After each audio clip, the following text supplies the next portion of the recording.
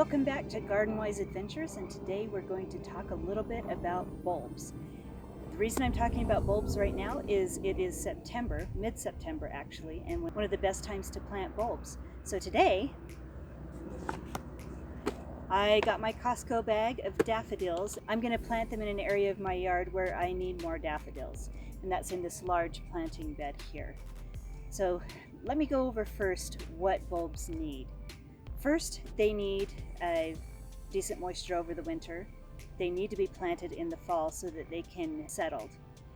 They need a high phosphorus potassium fertilizer. This is not the best fertilizer, but it's all I've got today.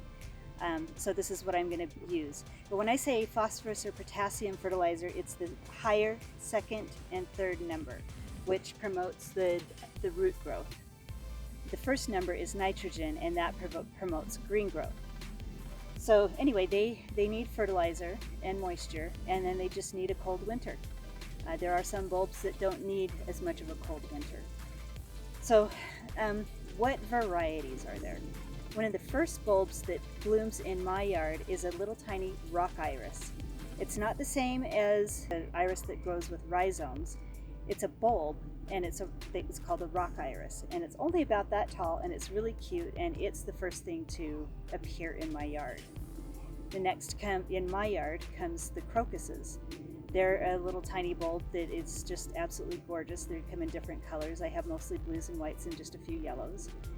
Then starts the parade of daffodils.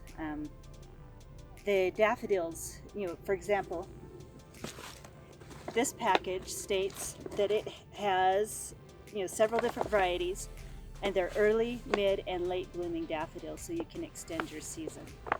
And I just like the different mix of colors here. Now for tulips, I live in a deer-prone area. Deer love to eat the tops of tulips, so I cannot plant them, normal tulips in my front yard. But what I found is there is a naturalizing tulip, and I will put the name of it on the screen, that the deer don't seem to touch. And it's not your big, gorgeous tulips that you see. It's a smaller tulip. Anyway, I'll put a picture of what they look like and also the name of them on the screen. So let's look at the tools that I'm going to use. One of my favorite tools is this bulb planter. I've had this one for years. And this one is good to plant just a few bulbs here and there. If there's a smaller area that you want to plant bulbs. I also have my shovel for larger areas of bulbs. So you plant bulbs. You plant the bulb twice the depth of the size of the bulb. So for example, if I have a daffodil that's 2 inches tall, I will plant that 4 inches deep. One of the things I like to do when I plant bulbs is plant them in drifts. I like to make sure that they're kind of in a clump and close together and, of different varieties, so you get a different bloom time. Sometimes I like to take the same type of bulb and plant several in one area, so it's just one big clump. Now, if you live in Utah and you've ever been to Temple Square, you've seen how they plant their tulips. It is absolutely gorgeous. They have large swaths and drifts of tulips. And from what I have learned, Peter Lassig, who's the one who came up with the designs, he planted them like you would a river. So you have a long, he would use things like hoses and draw a line and plant the bulbs along the lines of those hoses, so they're like a river of color. As you can see, this area is extremely filled out with plants right now. In the spring, it is a lot more empty. So right now, I'm going to try to visualize what it looks like in the spring when the bulbs come up, move a few plants over if necessary, with my, not dig them up and move them over, but move the foliage and plant under the foliage. Let's get started. So this is the first area I'm going to plant my daffodils. It's mostly annuals through here. These, I don't hand water them, they get watered twice a week, and they're still looking absolutely gorgeous. They're not as big as some people's that I've seen, but they give a really good pop of color. But anyway, this area is usually open in the spring, so I am going to plant a kind of a drift of daffodils here. And because this area is a little smaller, I'm going to be using my bulb planter. So here we go.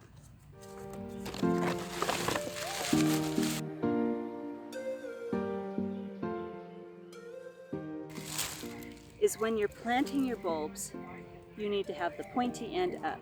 This bottom area is where the roots form, so that goes to the bottom of the hole.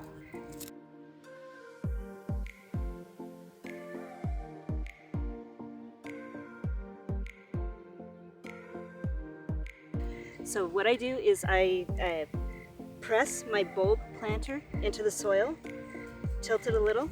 It pulls the soil out of the hole. Sometimes you have to dig a little bit more to get it deep enough. Throw in the fertilizer, just a little bit,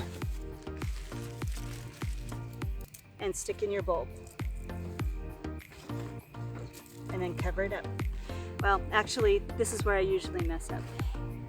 You should actually leave the holes open until you're done planting so you don't accidentally dig into one that you've already planted.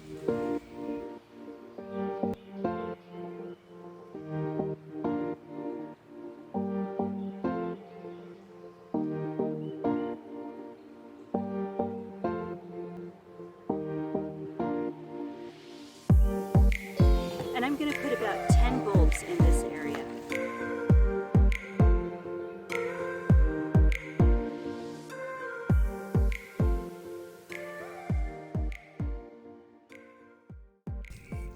Okay, so I'm going to give you a little bit closer view of what it looks like to plant a bulb. So here we have a spot where I'm going to plant it.